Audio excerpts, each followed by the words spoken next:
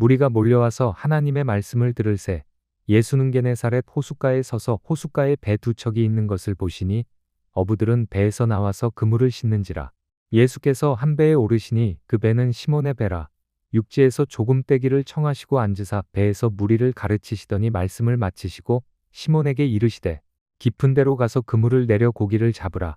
시몬이 대답하여 이르되 선생님, 우리들이 밤이 새도록 수고하였으되 잡은 것이 없지만은 말씀에 의지하여 내가 그물을 내리리이다 하고 그렇게 하니 고기를 잡은 것이 심히 많아 그물이 찢어지는지라. 이에 다른 배에 있는 동무들에게 손짓하여 와서 도와달라 하니 그들이 와서 두 배에 채우매 잠기게 되었더라. 시몬 베드로가 이를 보고 예수의 무릎 아래에 엎드려 이르되 주여, 나를 떠나소서, 나는 죄인이로소이다 하니 이는 자기 및 자기와 함께 있는 모든 사람이 고기 잡힌 것으로 말미암아 놀라고 세베대의 아들로서 시몬의 동업자인 야고보와 요한도 놀랐음이라.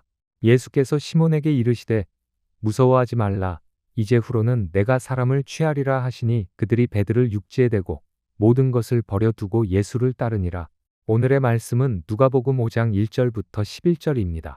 오늘 우리에게 주신 하나님 말씀은 누가복음 5장 1절로 11절의 말씀입니다. 여러분들이 너무나 잘 알고 있는 베드로의 이야기를 통해서 우리 인생에 아무런 소득이 없을 때 우리가 어떻게 하나님 앞에 순종해서 그 소득 없는 인생을 채우는 은혜를 경험할 수 있는가라고 하는 것들을 한번 살펴보는 시간을 가져보려고 해요.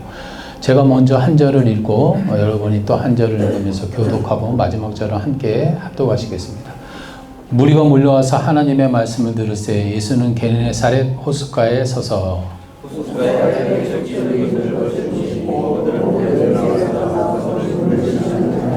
예수께서 한 배에 오르시니 그 배는 시몬의 배라. 육지에서 조금 떼기를 청하시고 앉으사 배에서 무리를 가르치시더니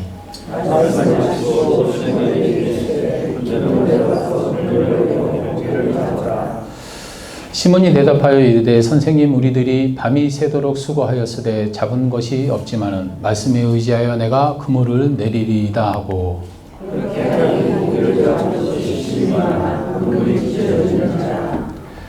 이에 다른 배에 있는 동무들에게 손짓하여 와서 도와달라 하니 그들이 와서 두 배에 채우매 잠기게 되었더라.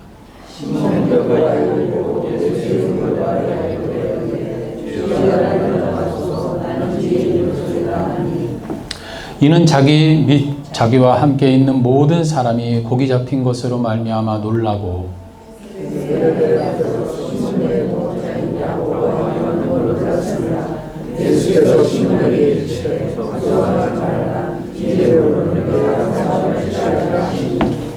다 같이 그들이 배들을 육지에 대고 모든 것을 버려두고 예수를 따르니라.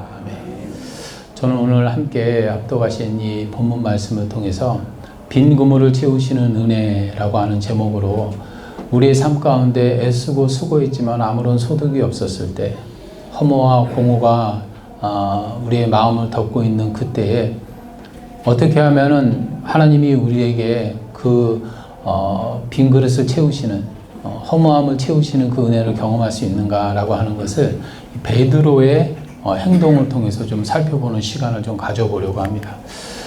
제가 이 본문 말씀을 가지고 여러분들에게 전해드리고자 하는 그 교훈은 이 세 가지예요.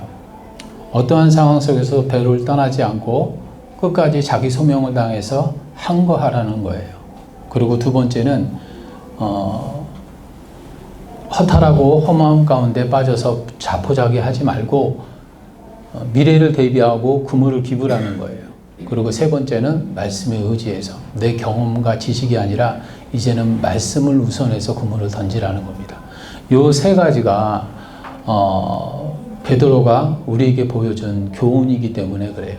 먼저 저는 이 이야기를 하기 전에 갈릴리가 어떤 바다이고 그리고 이 상황이 어떤 상황인지를 좀 설명을 해드리려고 해요. 갈릴리는 이스라엘 북단에 있는 곳에 있어요. 저것은 어떻게 보면은 우리가 이제 막 파도가 치고 그리고 또 막 이 폭풍과 치기 때문에 바다라고 생각하는데 아니에요. 호수예요. 분지예요. 그런데 이 큰 호수이기도 하지만 바다같이 느껴지는 것은 이 헬몬산에 있는 찬 기운이 내려오면서부터 아주 급한 폭풍이 일어나기 때문에 파도가 일어요. 이 호수가 2m까지 치는 그런 파도가 일기 때문에 이걸 사람들이 바다다라고 부르기도 한다라고 하는 거예요. 근데 호수임에도 물고기가 이제 살기는 하는데 너무 맑아가지고 바다가 이 호수물이 낮에는 이 낚시질을 할 수가 없어요. 왜냐하면 배가 떠다니는 거를 물고기가 다 보기 때문에 다 도망간단 말이에요. 그래서 밤이라도 달빛이 강하면 물고기가 다 도망을 가는 거예요. 아마 이날은 굉장히 날이 맑았던 날이었던 것 같아요. 그래서 이 고기잡이를 나갔던 모든 배들이 다 아무 소득 없이 돌아오는 상황이었으니까 밤이 맞도록 계속해서 물질을 하고 그물을 던졌는데 결국은 아무 소득 없이 어떠한 것 없이 그냥 빈손으로 다들 집으로 돌아가야 되는 그런 상황이었다는 얘기죠. 바로 그때예요. 모든 사람들이 다 포기하고 이제 지쳤다. 대충 널브러진 그물을 두고 나중에 좀 한산할 때 와가지고 그물도 깊고 정리하고 다시 물질을 하면 되지. 그러고 돌아갈 때 이 베드로는 돌아가지 않고 배 곁에 머물러 있는 것을 볼 수가 있어요. 여기서부터 여러분들이 우리를 채우시는 하나님의 은혜에 대해서 교훈을 얻는 첫 번째 뭐라고 할까 메시지를 읽을 수 있어야 돼요. 다른 사람들은 그냥 다 포기하고 돌아가는 상황이었어요. 그런데도 불구하고 이들은 끝까지 남아 있었고 계속해서 그물을 깃고 있었다라고 하는 거예요. 그래서 예수님께서 찾아오셔서 말씀을 전하시고 난 다음에 그 그물을 깃고 있는 배 곁에서 이 그물을 깃고 있는 이 베드로를 향해서 깊은 곳에 가서 물을 던지라는 말씀을 받을 수 있었던 거예요. 저는 이 내용을 가지고 우리가 어떻게 하면 우리의 빈 배를 채울 수가 있을까? 그것을 이 세 가지로 말씀을 드리려고 해요. 그 첫 번째가 뭐냐면 베드로는 이렇게 큰 축복을 받을 수 있었던 이유가 바로 떠나지 않았다는 거예요, 배를. 이게 왜 중요하냐면 많은 사람들이 어떤 일을 이게 하나님의 뜻이다라고 생각을 하고 하나님이 원하시는 것이다라고 마음을 먹어도 기득권을 가지고 있는 어떤 사람들 그리고 또 어떤 세상에 영향력을 끼치고 있는 사람들을 향해서 항거할 생각을 못 한다라고 하는 거예요. 그런 의미에서의 배입니다. 좀 이따가 이제 그 고호라는 인물에 대해서 말씀을 드리겠지만 세상은 패권이라는 것이 있고 그리고 또 교권이라는 것이 있어요. 이 교권이라고 하는 것에 어떤 주도권을 가지고 있는 사람들에 의해서 엄청나게 많은 사람들이 상처를 받고 그리고 또 그 힘의 논리에 의해서 꽃 한 번 펴보지도 못하고 죽는 사람들이 많다라고 하는 거예요. 수많은 사람들이 신학교를 나오지만 100에서 10 남습니다. 나중에 20년, 30년 지나고 나면은요, 그 중에서 3명 남으면 많이 남는 거예요. 왜 그렇게 많은 사람들이 하나님 앞에 뜻을 두고 목회를 시작함에도 불구하고 결국은 그걸 이겨내지 못하고 그냥 탈선해 버리는가? 우리는 한번 좀 생각해 볼 필요가 있다라고 하는 거예요. 이 베드로는 온 밤을 물살과 함께 씨름을 하고 그냥 빈 그물을 던지면서 어떻게 해서라도 어획을 해보려고 노력을 했지만 아무런 소득이 없었어요. 누군가에게는 그 청청한 달빛이 운치가 있었겠죠. 그리고 누군가에게는 그 청청한 달빛이 아주 무드가 있었을 거예요. 아주 로맨스 같은 그런 어떤 흥겨움이 있는 밤이었을 거예요. 그러나 어부들에게 있어서 그 청청한 밤은 정말로 너무나 잔인한 밤이었어요. 왜? 물고기들이 그 빛을 다 받고 이 배 그림자를 보고 다 도망가기 때문에 낚시질을 할 수가 없는 거예요. 아마 이들은 수없이 많은 경험을 통해서 야, 오늘은 공쳤구나 라고 하는 것을 알았을 거예요. 너무나 이 달빛이 밝았기 때문에. 그리고 어획을 나온 사람들도 야, 오늘은 정말 낚시질하기 힘들겠구나라고 하는 것을 알았을 거예요. 그런데 놀라운 건 이들은 밤이 새도록 그물을 던집니다. 공치는 날인 줄 알았음에도 불구하고 오늘은 정말로 고기 낚기 힘든 그런 어떤 상황이다라고 하는 것을 뻔히 알았음에도 이들은 포기하지 않고 계속해서 그물을 던졌어요. 그래서 밤이 다 맞았다 그래요. 그래서 아침이 되고 이 여명이 뜨면서 이들은 다 물가로 나와서 아, 오늘은 다 공쳤구나. 그러고 다 집으로 돌아가고 이 베드로하고 몇몇 사람들만 그물을 깃고 있었던 거예요. 어떻겠습니까, 여러분? 우리는 때때로 하나님 앞에 어떤 일을 할 때 이것은 분명히 아닌 것을 알면서도 어떤 주도권을 가지고 있는 사람들에게 밉보이기 싫어서 그냥 좋은 게 좋은 거지라고 하는 식으로 처세를 부리면서 충분히 야합하고 화합하고 넘어가기도 해요. 그런데 진짜 프로테스탄트 정신을 갖고 있는 사람들은 그 불의를 향하여서 그 거짓을 향하여서 도저히 야합을 못합니다.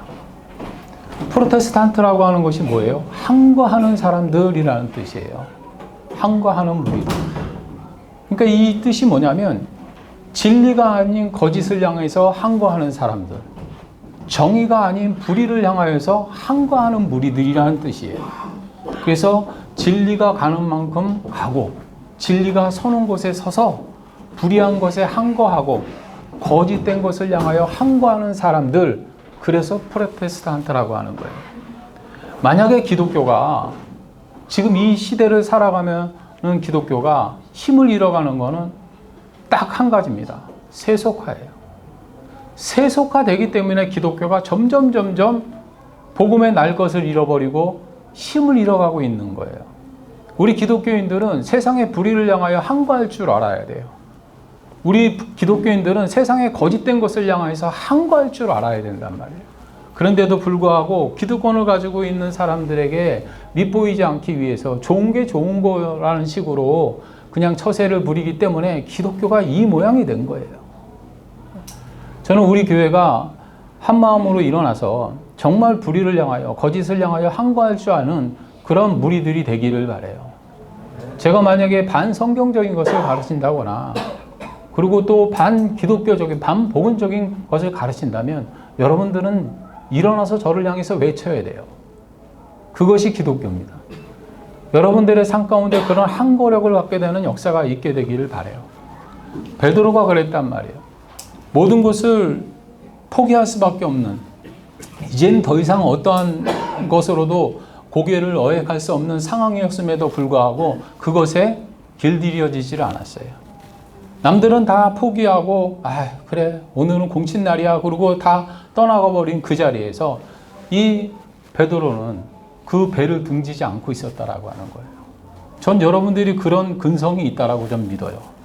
그 근성 때문에 우리 교회가 세워지기도 했고 여러분들의 삶 가운데 그런 은혜가 차고 넘치는 역사가 있게 되기를 주님의 이름으로 축원드립니다.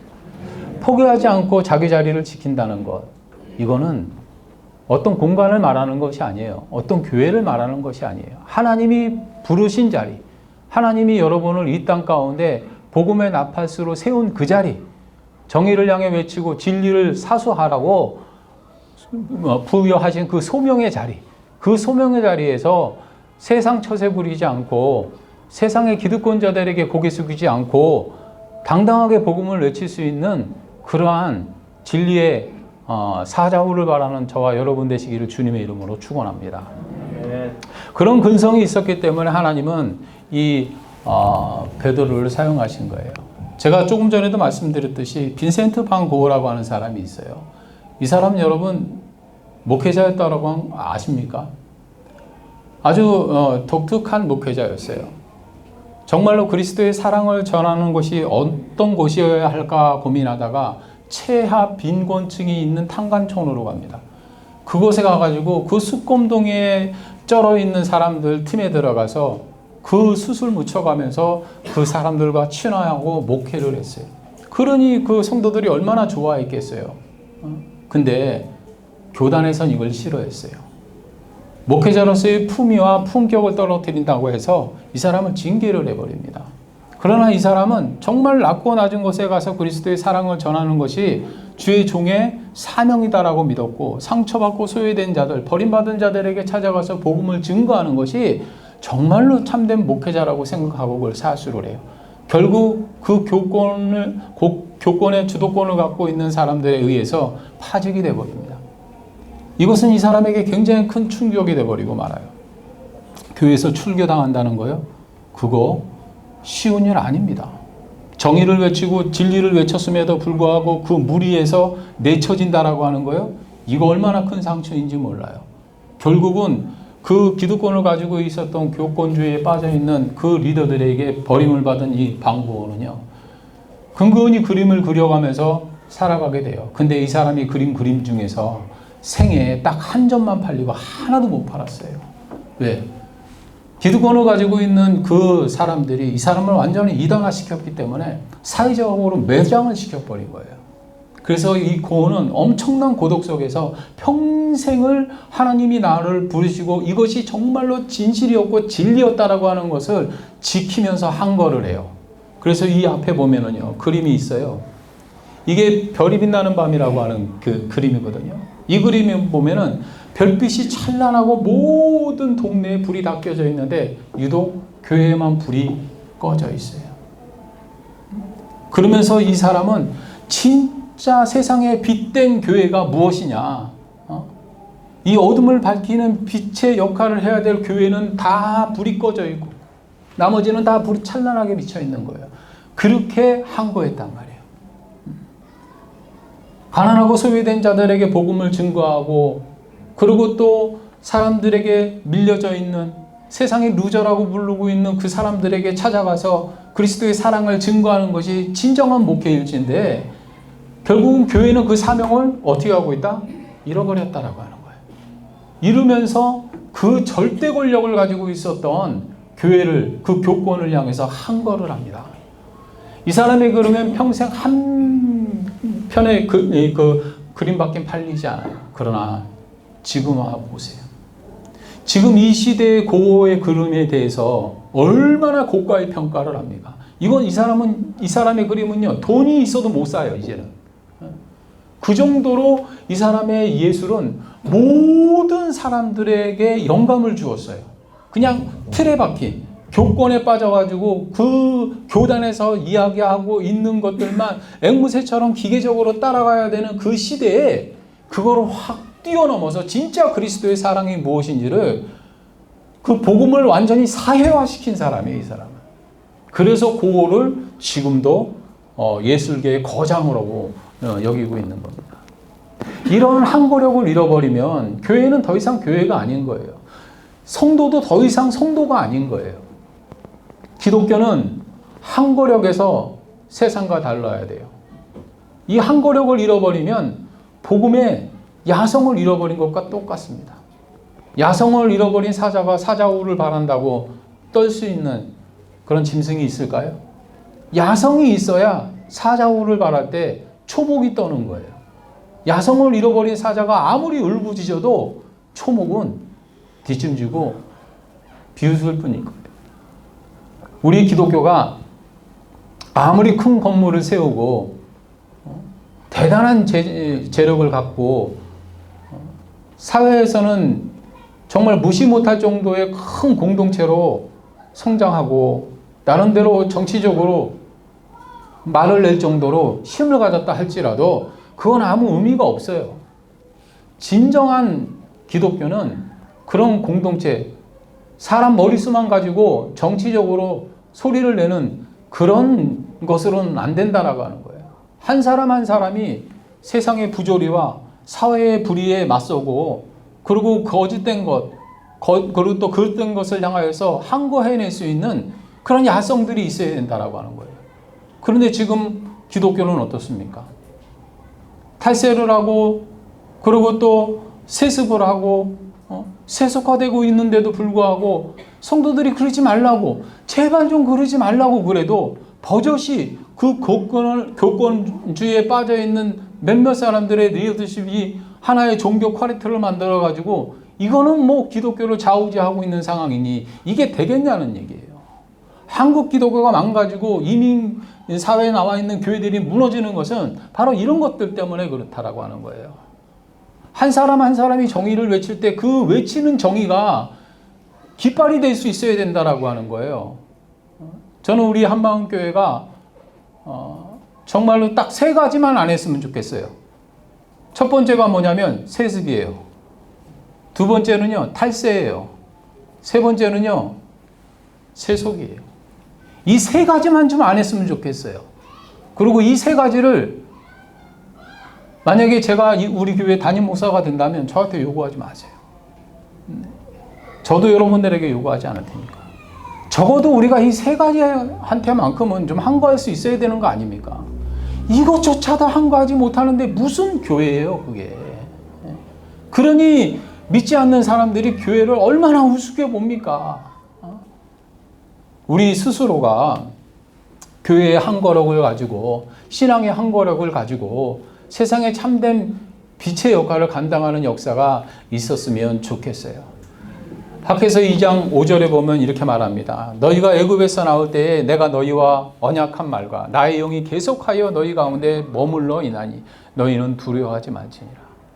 우리가 붙잡을 수 있는 거는요, 언약의 하나님, 하나님의 약속 하나밖에 없다라고 하는 거예요. 이거 하나만으로도 충분합니다. 이 언약에서 예언이 나왔고 예언을 통해서 역사는 흘러가니까 우리가 하나님의 언약만 붙잡고 하나님 앞에 나가면 우리가 가는 그 모든 길에 하나님께서 발에 등불이 되고 길에 빛이 되어 주실 거예요. 아멘.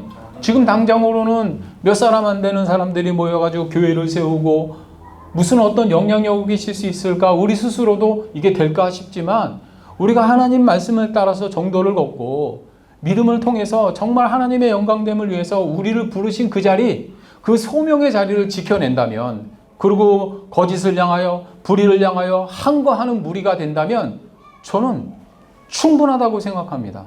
한 사람이 천을 쫓고 두 사람이 만을 쫓는다고 했어요. 여기 있는 사람들이 복음의 날 것을 가지고 그 뜨거운 그 복음을 가지고 불의와 거짓을 향해서 외칠 수 있다면, 아니 두 사람이 만이라며요. 그러면 여기 있는 사람은 몇십만 몇백만을 쫓지 않겠습니까? 그런 은혜가 저와 여러분을 통해서 일어나게 되기를 주님의 이름으로 축원합니다. 두 번째, 이 베드로가 하나님 앞에 귀한 축복을, 이 채우시는 은혜를 경험할 수 있었던 것은 그러한 상황 속에서도 모두가 다 포기하고 이제 지쳐서 나중에 하자, 해 기울 때쯤에 나와가지고 충분히 해도 되니까 그냥 돌아가자, 그러고 다 덧없이 돌아갈 때 베드로는 뭐 하고 있었어요? 그 빈 배에 앉아가지고 그물을 깁고 있었다라고 하는 거예요. 누구 한 사람이 어획을 못한 게 아닙니다. 모두가 다 공쳤어요. 너무 밝은 달빛에 이 밤새 어획을 했지만 누구도 소득을 얻지 못했었다라고 하는 거예요. 이거는 그렇다면 베드로의 실력이나 수준을 평가할 얘기가 아니죠. 그렇죠? 그럼에도 불구하고 모두가 다 어획을 하지 못한 그때에도 베드로는 스스로 생각한 거예요. 내가 뭘 놓친 거지? 혹시 내가 그물을 잘못 집어가지고 물고기가 빠져나간 건 아닐까? 내가 도대체 뭘 놓쳤던 거지? 그러면서 자기 스스로를 뭐 했다라고 하는 거예요? 진단하고 점검했다라고 하는 거예요. 어지간히 안 되는 일이 다 안 되는 거야. 누가 해도 안 돼. 사람들이 그러면 거기에 뭐를 얻어요? 안도감을 얻어요. 이건 내가 잘못한 것도 아니고 나 때문에 그런 것도 아니니까 이건 뭐 당연한 거 아니야? 그렇게 받아들인단 말이에요. 그런데 성공하는 사람들은 달라요. 그런 와중에서도 내가 뭘 놓친 것이지? 라고 하는 걸 생각한다라고 하는 거예요. 내가 하나님 앞에 달려서 무엇이 부족했던 거지?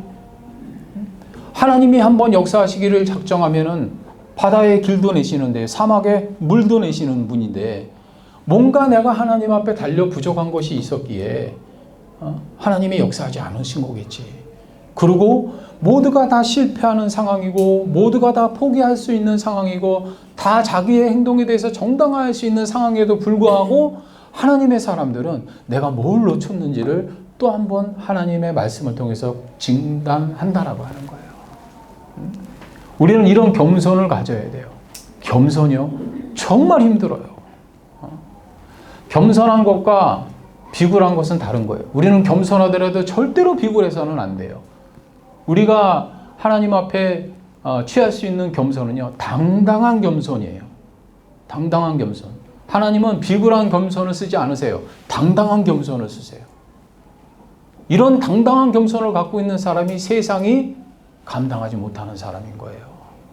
우리가 하나님 앞에 겸손하게 우리 자신을 낮춰놓고 내가 뭘 잘못하는지에 대해서 다시 한번 되새겨보는 거예요. 어떻게 보면은 이걸 통회의 시간이라고 할 수가 있죠.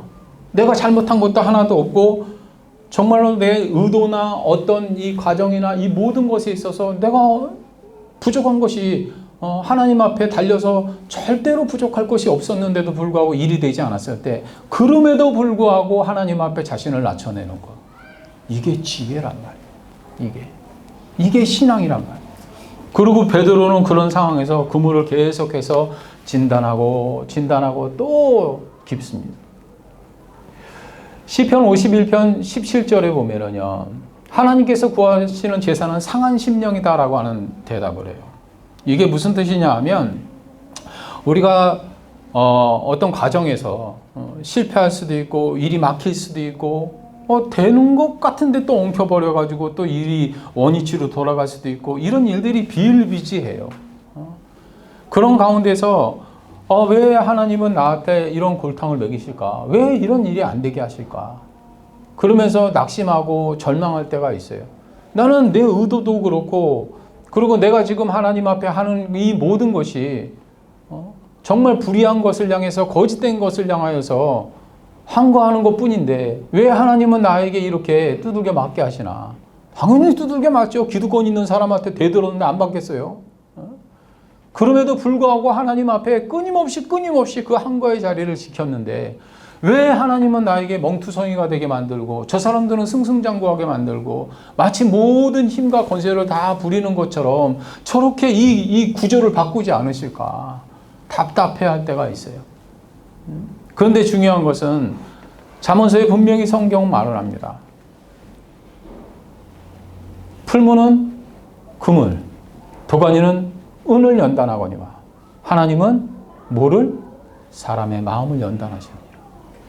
하나님은요, 정말로 사랑하는 사람 마음 치세요. 그 마음을 쳐가면서 하나님이 나를 단련해 가시는 거예요. 이런 과정 속에서 우리가 사실 이 7년, 8년의 시간을 겪으면서 얼마나 마음이 달달 볶였습니까? 얼마나 많은 사람들에게 짓밟히고, 얼마나 많은 사람들에게 상처를 받고, 마치 우리가 어떤 의도를 가지고, 어떤 속셈을 가지고, 아니요, 그런 거 전혀 없었음에도 불구하고 그냥 불의를 교정하라고, 거짓을 드러내라고 외쳤을 뿐인데도 불구하고 받는 건 상처밖에 없었단 말이에요.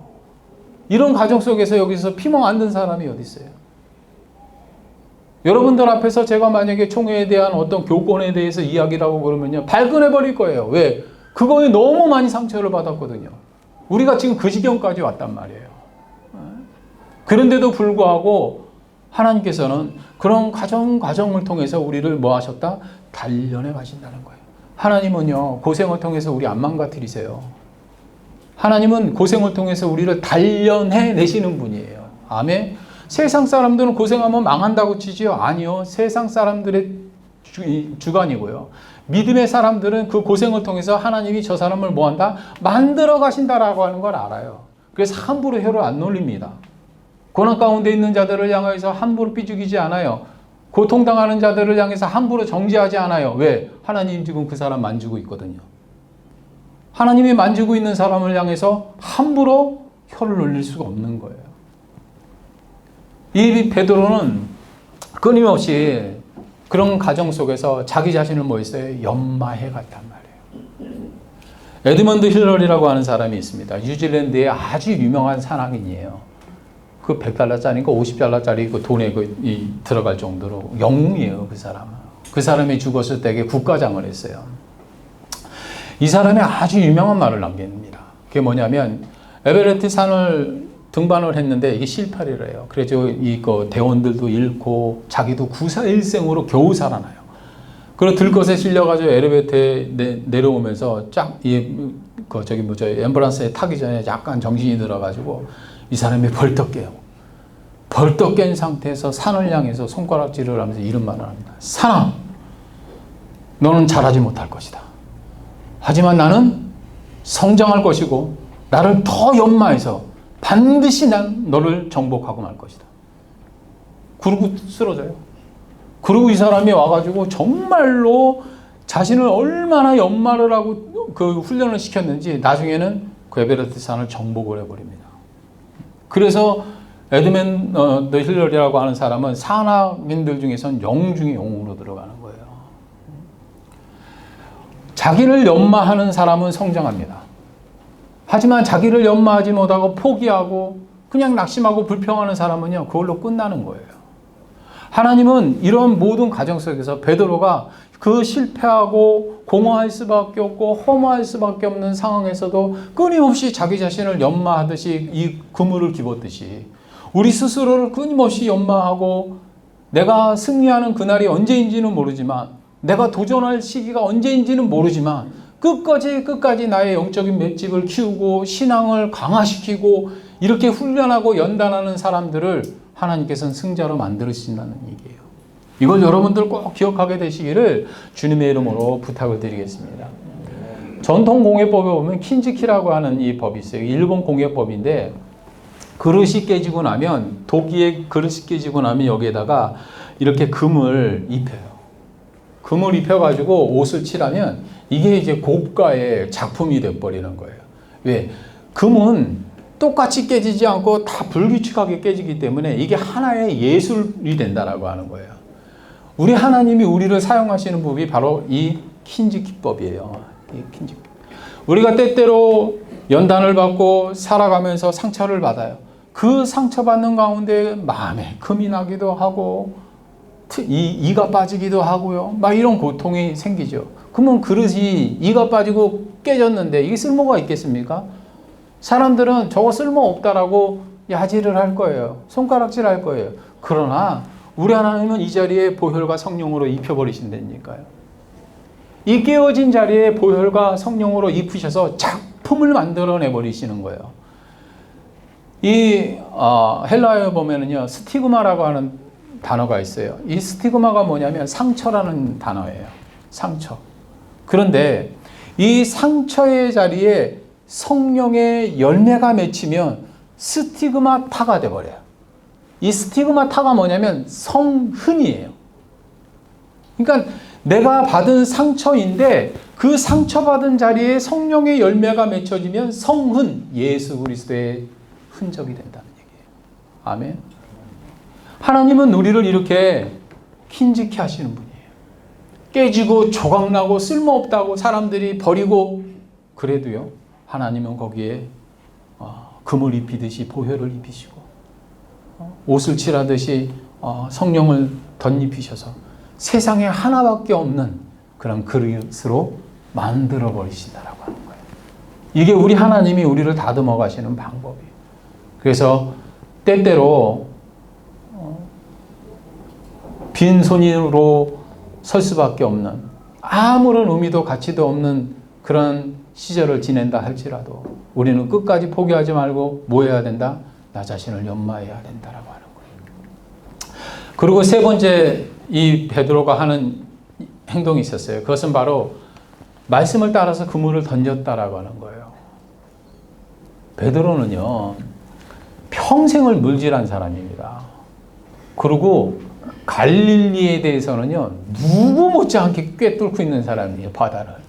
아마 이 사람이 평생 물질하면서 갈릴리 구석구석 안 다녀본 곳이 없었을 거예요. 그러면 이 사람은 마스터예요. 그런데 갑자기 목수하는 한 청년이 나와가지고 몇 마디 막 하나님의 말씀을 가르치더니 되도 않게 얕은 물도 아니고 깊은 물로 가라는 거예요. 아니, 낮에 깊은 물로 가면은 배그림자가 더 길게 늘려지기 때문에 물고기가 더 안 잡히거든요. 그런데도 불구하고 이 베드로에게 그런 명령을 내리는 거예요. 그 이 사람이 받아들일 수 있겠습니까? 여러분들이 지금 어떤 일을 하고 있는지는 모르지만 그 일에 나름대로 베테랑인 거예요. 전문가인 거예요. 근데 목사가 그 경험도 없고 아무것도 모르는데 와가지고 그냥 말씀만 의지하고 그리 한번 해보세요 했을 때 아멘 하시겠냐고요. 이거 쉬운 일 아닌 거라는 거예요. 정말 쉬운 일 아니라는 거예요. 내 경험과 지식과 그 모든 것을 다 내려놔야 돼요. 그렇지 않으면은 이게 될 수 없는 거거든요. 중요한 건 베드로가 아무리 자기 소명을 다해서 항거하는 자로서의 사명을 다해 배를 지켰던, 그리고 또 자기 자신을 연마하듯이 그물을 깁던, 이걸 아무리 해도 그물 안 던지면 아무것도 아니에요. 그물을 던져야 역사가 일어나는 거거든요. 베드로는 마침내 그 그물을 던집니다. 내가 밤이 맞도록 수고해도 어획을 못했는데요. 주님이 던지라고 하니 그 말씀을 뭐 해서? 의지해서. 잘 들으세요. 하나님이 채우시는 은혜를 경험하려면요, 이제는 내 힘과 경력과 지식과 재력과 내가 갖고 있는 관계와 모든 걸 다 내려놓고 오직 뭐만을 우선해라? 말씀만 의지해야 돼요. 말씀만 의지하지 않으면 채우심이 안 일어나요. 이제 여러분들의 마음 가운데 야, 이거 해도 안 됐어, 저거 해도 안 됐어, 이것저것 해서 다 안 됐어, 이제는 뭐만? 말씀만 의지할 뿐이야. 이 상태가 됐을 때 기적이 일어나기 시작하는 거예요. 베드로가 그걸 경험합니다. 그 빈 그물을 딱 던지고 났더니 그렇게 말씀 들으면서 그물을 깁고 있었던 그 교정된 그물 안에 뭐가? 물고기가 가득 채워져요. 그것도 모자라가지고 나중에 옆에 있는 친구들을 가까이 오라 그래가지고 그 배까지 만선을 채워버리고 갑니다. 이런 은혜가 저와 여러분에게 있어야 될 줄로 믿습니다. 빈 그물이 찢어질 정도로 하나님께서 채우실 때 우리는 오직 뭐만 의지해서? 말씀만 의지해서. 말씀 하는 법, 그거 배우는 것도 지혜예요. 저는 신앙인들에게 가장 좋은, 가장 탁월한 지혜가 뭡니까? 라고 물어보면 항상 하는 얘기가 있어요. 순종하는 지혜 배우세요. 하나님 앞에 구할 것이 있다면 순종하는 지혜 달라고 그러세요. 왜? 순종도요, 지혜가 없으면 못해요. 순종하는 지혜가 있어야 내가 순종하면 하나님이 나에게 이렇게 역사하실 거야, 하나님이 나에게 이런 은혜를 베풀어 주실 거야, 이런 지혜가 없으면 순종 죽어도 못합니다. 그래서 항상 제가 우리 애들한테도 그렇고 저 자신한테도 그렇고 하나님 앞에 구하는 게 뭐냐면, 하나님 순종하는 지혜 주세요. 순종할 수 있는 지혜 주세요. 지혜와 슬기는 다른 거예요. 슬기는 내가 길을 가는데 여기 웅덩이가 있는 거예요. 근데 웅덩이가 있는데 알고 빠져요. 웅덩이라는 걸 알고도 가서 빠지는 거예요. 그리고 재치 있게 빠져나온 걸 슬기라 그러는 거예요. 근데 지혜는 뭐예요? 웅덩이가 있어요. 안 가는 거예요. 이게 지혜라는 거예요. 성경이 말하는 슬기와 지혜는 달라요. 많은 사람들이 슬기롭게 신앙생활해요. 왜? 대다수 다 빠지거든요. 그게 죄악이고 그게 수렁인 걸 알면서도, 분명히 알면서도 가면서 빠져요. 여러분들도 마찬가지고 저도 마찬가지예요. 그러면서 어찌 해가지고 하나님 앞에 재치 있게 빠져나와요. 그건 지혜가 아니에요. 슬기지. 슬기는 뭐예요? 저건 죄악이야, 저건 하나님이 기뻐하시지 않는 일이야, 안 하는 거예요. 아예 상종을 안 해버리는 거예요. 악은 그 모양이라도 버리는 거예요. 아멘. 이게 지혜란 말이에요. 그런 지혜가 있으려면은요, 이 순종할 줄 아는 지혜, 이게 있어야 돼요. 이게 말씀에 의지해서 내가 그물을 던지리라고 하면서 이 베드로가 순종하지 않았다면 과연 그물을 채우시는 그 은혜를 경험할 수 있었을까요? 없죠. 없었어요. 전 여러분들이 소명을 다해서 하나님의 부르심에 대한 사명을 가지고 항거하고, 그리고 또 세상을 향해서 프로테스탄트 정신을 가지고 정말 이 시대에 깨어있는 사람이 되기를 원하기도 해요. 그리고 또 그 어떠한 가정 속에서도 포기하고 낙심하지 않고 통회하는 마음으로 하나님 앞에 자신을 되돌아보고 준비하는, 그물을 깁는 베드로가 되기도 원해요. 하지만 더 중요한 건 순종하는 지혜가 있었으면 좋겠어요. 아멘. 두 가지 다 해도 이 나머지 하나 안 하면요, 153마리 못 건져요. 근처에도 못 가는 거예요. 이걸 여러분들이 깨닫게 되시기를 주님의 이름으로 축원합니다. 사람들은 이 믿음이라고 하는 것, 이걸 그냥 감정이라고 생각하는 경우가 많아요. 외주타격 오교사 찰스 브롱디라는 사람이 있어요. 이 사람이 이 외주를 가지고 나야가라 폭포를 건넌 사람이에요. 한 번은 딱 건너왔어요. 건너오고 난 다음에 사람들에게 물어요. 내가 여길 다시 건널 수 있을 거라고 믿습니까? 그걸 물어봤어요. 그때 사람들이 막 박수 치면서 당신이 건너왔으니 건너갔지. 믿는다고 막 그랬어요. 그때 그가 그렇다면 그걸 믿는 사람은 내 등에 올라타라 그랬어요. 그때 아무도 올라타지 않아요. 근데 그의 매니저였던 이 매니저였던 해리 콜코트라고 하는 사람이 그의 어깨에 탁 올라탑니다. 믿는다는 것과 순종하는 것은 이렇게 다른 거예요. 진짜 믿는다는 건 뭐예요? 주님과 함께 가는 거예요. 하나님이 뜻을 딱 정하시고 내가 이 일을 작정하여 반드시 이룰 것이다. 그러니 너는 나와 함께 가자. 그게 뭐예요? 순종이에요. 하나님과 함께 가자 했을 때 아멘 하는 게 순종이라니까요. 내가 뜻을 정하고 너를 통해서 이런 일을 행할 테니까 너는 이렇게 해가지고 한번 해봐. 그게 아멘이 아니에요. 내가 함께 할 테니, 내가 이걸 반드시 이루어낼 테니 너 나하고 함께 할래? 그때 뭐 하는 거예요? 네, 함께 하겠습니다. 그러고 올라타는 게 뭐예요? 순종이란 말이에요. 이런 사람에게 하나님은 153마리의 물고기를 채우고도 남는 은혜를 허락하시는 거예요. 성경은 말합니다. 순종이 뭐보다 낫다고? 제사보다 낫다고. 하나님이 왜 순종을 우리에게 그토록 원하실까라고 하는 것을 우리가 다시 한번 생각해 보는 시간이 되지 않을까요? 시편 81편 10절에 이렇게 말합니다. 나는 너를 애굽 땅에서 인도하여 낸 야훼 내 하나님이니 내 입을 크게 열라 내가 채우리라. 채우시는 건 하나님이 채울 테니까 입은 누가 열어라? 네가 열라는 얘기예요. 내가 열지 않으면 하나님도 채울 수가 없는 겁니다. 그 입을 열어서 하나님이 채우실 것을 믿고 입을 열어내는 것, 그게 뭐다? 순종이에요. 그냥 우리는 뭐 하기만 하면 돼요? 입을 열면 돼요. 생각을 크게 하면 돼요. 마음을 넓게 가지면 돼요. 그리고 나머지는 뭐예요? 그 큰 생각만큼 넓게 연 마음만큼 하나님이 채우신다라고 하는 거예요. 많은 사람들이 어떻게 그 사람의 믿음이 좋은지 나쁜지 큰지 작은지 어떻게 압니까? 저한테 물을 때가 있어요. 그때 제가 항상 하는 말이 있어요. 믿음의 크기는 생각의 크기가 정비례합니다. 그 사람이 생각이 얼마큼 하나님을 향하여 큰가가 그 사람의 믿음의 정도입니다. 그 사람의 마음의 깊이가 하나님을 향하여 얼마나 드넓은지가 믿음의 깊이입니다. 생각의 크기는 곧 믿음의 크기입니다. 여러분들이 하나님의 말씀이 딱 선포될 때 생각의 크기를 확 여세요. 왜?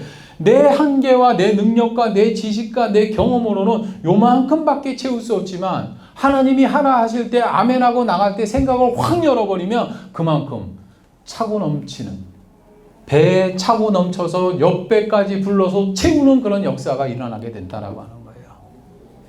그런 은혜가 여러분들에게 있기를 바라요. 제발하고 그러니까 하나님 채워주세요. 채워주세요. 하나님 나에게 이런 은혜와 응답을 주세요. 이 고백을 하면서 뭘 해라? 입을 넓게 열라는 거예요. 여러분들이 경험했던 그 경험치, 여러분들이 알고 있는 그 지식의 정도, 그걸 가지고 하나님의 능력을 한계 짓지 마세요. 하나님이 하시고자 하는 일들에 대해서 여러분이 이래라 저래라 플랜 짜지 마세요. 하나님이 계획한 것은요, 우리가 알지 못하고 듣지 못하고 헤아릴 수 없다 그랬어요. 하나님이 이루시는 방법은 아주 신묘막측합니다. 그리고 어쩔 때는요, 정말 엉뚱하고 어처구니 없이 하나님께서 일하시는 때가 있어요. 저는 우리 한마음 순복음교회에 와서 교회를 창립하고 이런 성도님들과 함께 같이 이 과정을 쭉 지나가면서 야, 사람이 임의로 어떻게 해보려고 이 수작 부리고 저 꼼수 부리고 아무리 해대도 안 되는구나. 하나님이 하시고자 하는 일을 못 막는구나 라고 하는 걸 저는 굉장히 많이 느끼고 있어요. 여러분들의 삶 가운데 하나님이 여러분의 순종을 통해서 그물을 던져 크게 채워주시는 그 은혜를 경험하게 할 줄로 저는 믿습니다. 오늘 이 말씀을 생각하고 우리는 좀 기도하는 시간을 좀 가지려고 해요. 여러분들은 하나님이 우리의 삶을 채우신다라고 하는 것을 알고 어떻게 반응하고 있습니까? 하나님의 섭리와 하나님께서 이루시고자 하는 그 모든 일들을 기대하고 입을 넓게 열고 이 입을 넓게 열듯이 생각도 넓게 하고 이 마음도 넓게 하면서 하나님이 마음껏 일하시고 마음껏 채우실 수 있게끔 그런 태도를 가지고 주님 앞에 나가고 있습니까? 아니면 이거 하면 되겠어? 이거 해도 되겠어? 이거 하면 이런 일이 있을 거고 이거 또 하다가 보면 이런 또 어려운 일이 있을 거고 이거 계속해서 문제를 풀어나가는 거 숱한 것일 텐데 그거 어떻게 할까? 어떻게 할까? 아니요. 그거 내버려 놓으세요. 교회는 하나님이 예수 그리스도로 세우신 주님의 몸된 교회는요. 하나님이 책임지십니다. 반드시 책임지세요. 우리는 하나님 앞에 생각과 마음을 넓게 열면서 더 큰 꿈을 꾸게 되시기를 주님의 이름으로 부탁을 드리겠습니다.